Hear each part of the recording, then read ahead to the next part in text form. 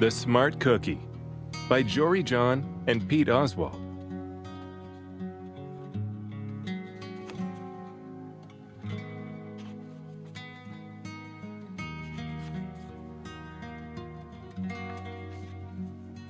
Greetings, I'm a cookie.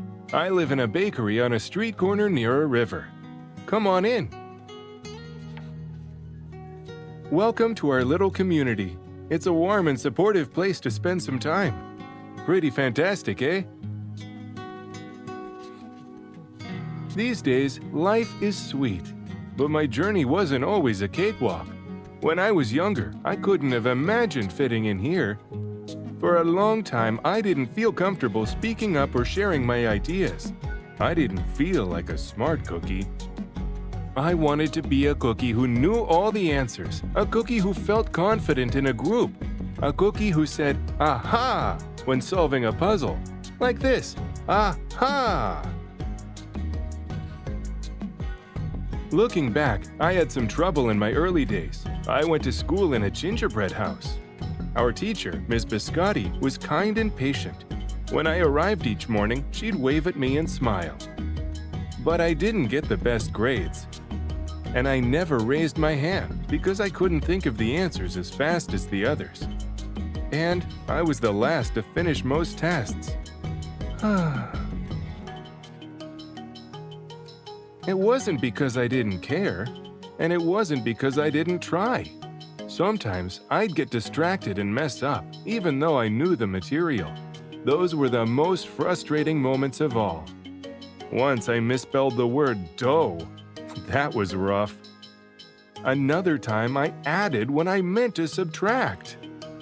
Occasionally, we'd have a lesson where I had absolutely no idea what was happening. I just couldn't keep up.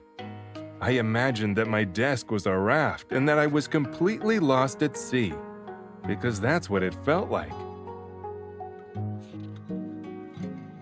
At night, I slept in a cookie jar. I had about 6 dozen roommates. Move, you move. No, you move. No, you move. No, you move. I'd stay awake and stare out the window and worry. And it went this way, day after day after day. But then, something happened that changed everything.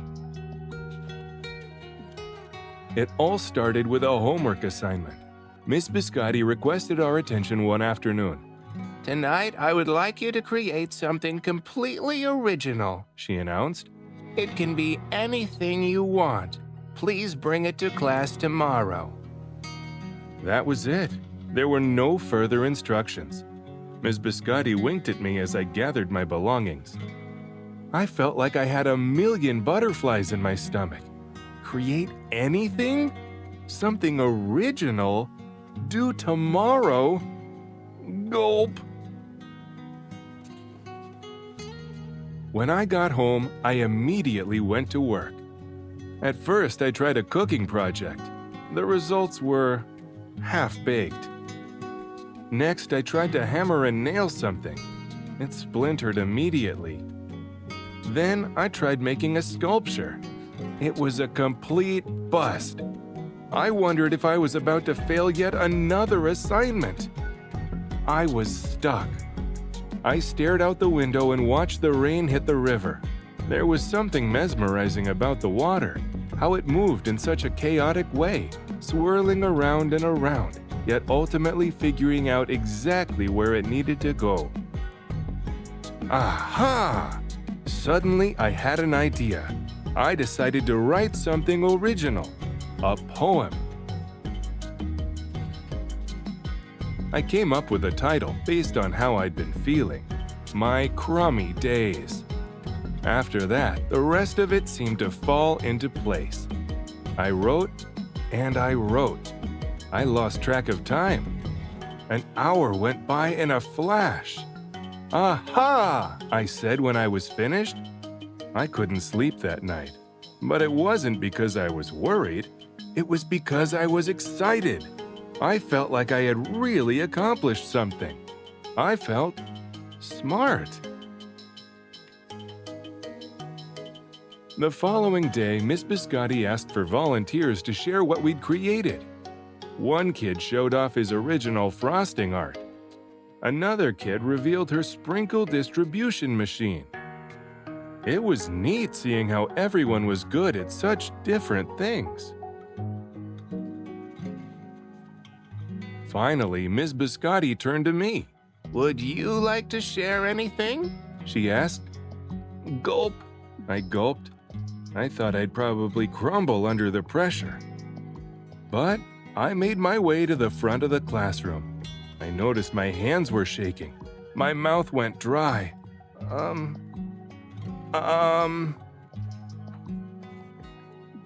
This poem is called My Crummy Days, I said, my voice cracking. And then I read it aloud. As I spoke, I noticed some kids nodding at certain lines. Other kids laughed at parts that were supposed to be funny. As I built toward the finale, I felt myself becoming more confident and animated. And, in the end, everybody clapped and cheered. I promise you this, I'll never ever forget it. Ms. Biscotti was beaming. No one but you could have written that poem, she said. It was completely original. Aha! I had done it. I'd created something and shared it with the world. Well, my world at least. The rest of the day was a blur. By recess, I was already planning my next poem. I would call it My Sweet Morning. Aha! I thought when I came up with the title. Later that afternoon, Miss Biscotti handed me a note. It said that I should keep on writing, no matter what. That meant so much to me. School was a bit different after that. I wasn't so scared to raise my hand or ask a question, or share my work. Sure, some things still don't come as easily for me as they do for others.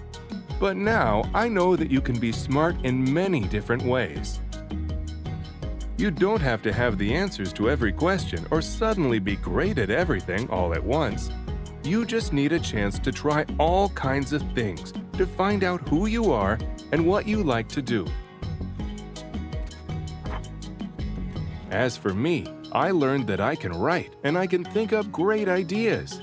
And I found plenty of other things I'm good at too.